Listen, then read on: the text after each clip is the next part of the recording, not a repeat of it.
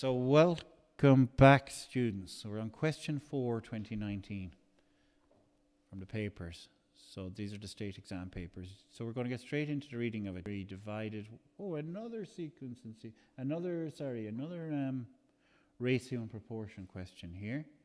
So we will go again with this thing we always do. These are called algorithms, and they're very important that you have a set of instructions you can rely upon and feel good that you know how to do these.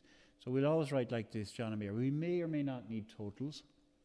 We'll hold back on the total until we realize we need it. Our split is a ratio of 3:2, and it's 150 euros. So yeah, we do need total.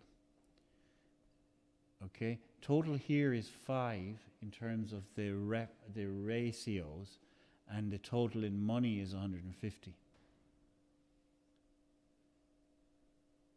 Okay, so you have the labels, the ratio, and then the specific example. And these could be loads of these. Okay.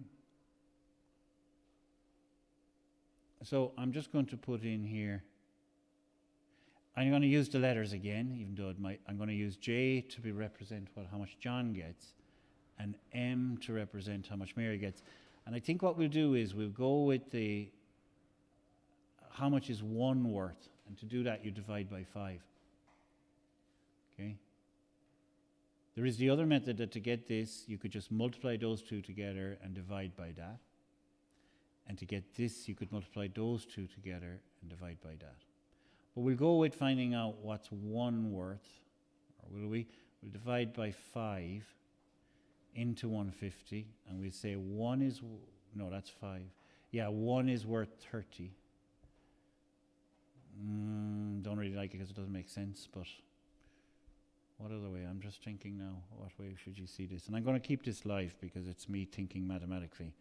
3:2 is to 5.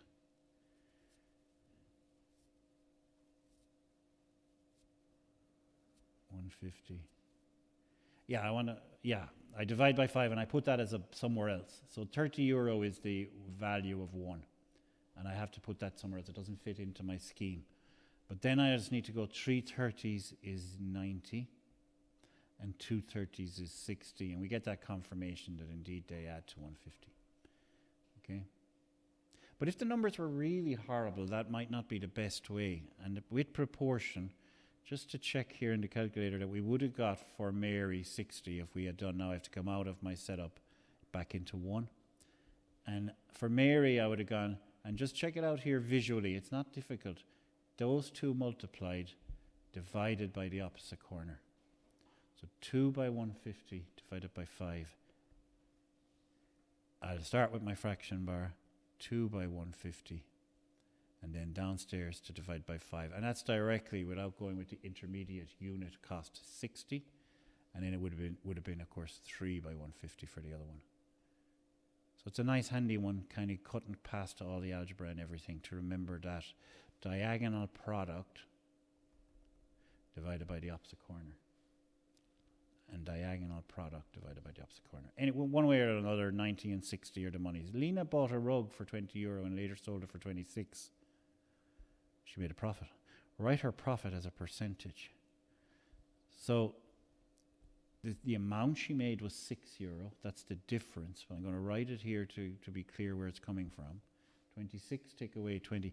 And you have to be very careful here. Do we divide by 26 or do we divide by 20?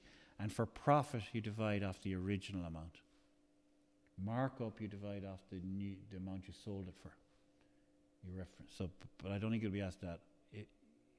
So for profit, we divide by where it started. Okay, so that's 6 over 20. But I forgot my multiply by 100, didn't I? And I forgot to use technology. I'm sort of being tempted to intervene with mental maths, and it ain't your best friend at all. You can avoid mental maths completely, unless it's extremely simple. Especially in exam when the stakes are high. Okay? 30%.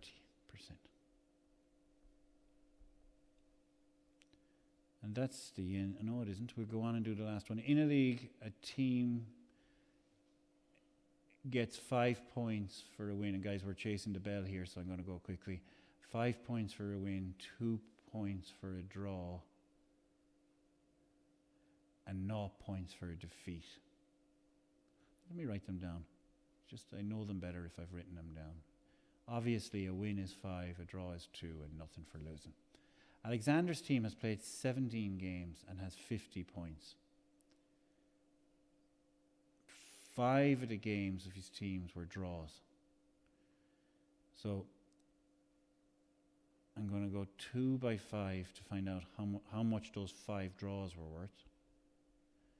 How many times did he lose? Okay, so let's just do this bit by bit. We're at 10 points and he had out of 17. So he has to get, oh no, he can't do that. 17 games, 50 points. So there were 5 games out of 17. 12 games gave him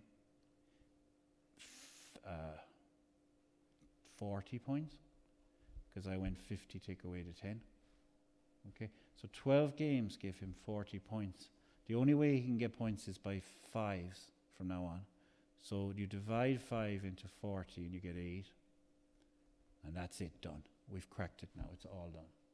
So he won, draw, and lost. Look what we're doing proportions. And we're saying he won 8 times. They told us he drew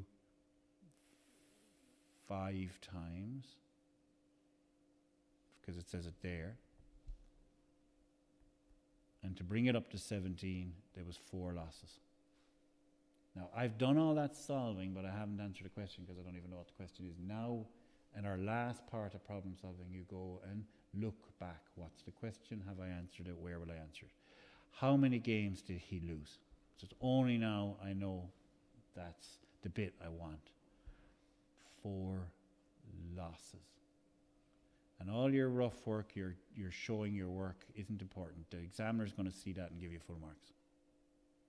And everyone does it differently. That's okay. We're creative. Okay. See you